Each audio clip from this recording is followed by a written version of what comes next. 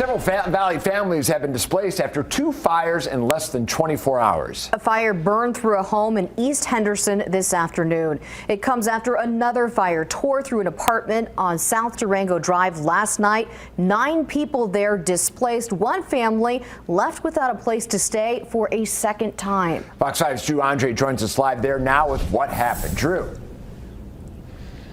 Well, John, this is the second fire here in 15 months, both caused by electrical issues. The family started smelling something, and then they went over and saw that their wall was burning. A young boy's room now in shambles from a fire Sunday night. He lost everything the first time, and now he lost it again. You know, all his toys, all his bedding, his everything, the flooring, the walls. Dina Gray lives at the home on Durango with her son, daughter-in-law, and grandson. They only moved back in 6 months ago after a near-identical fire sparked from an electrical short in the wall. This whole unit here has no electric. We have water damage, smoke damage. We can't stay in the house. My grandson doesn't want to live here anymore because he's afraid. As this family was cleaning up from their devastating fire in Henderson,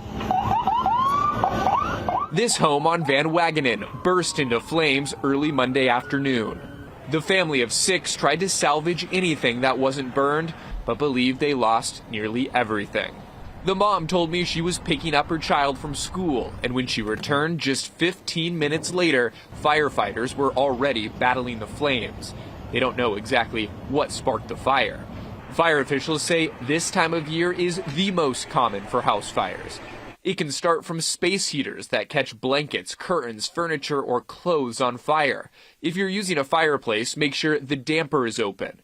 And with Christmas trees now up, be aware of candles and heaters that are too close to the branches.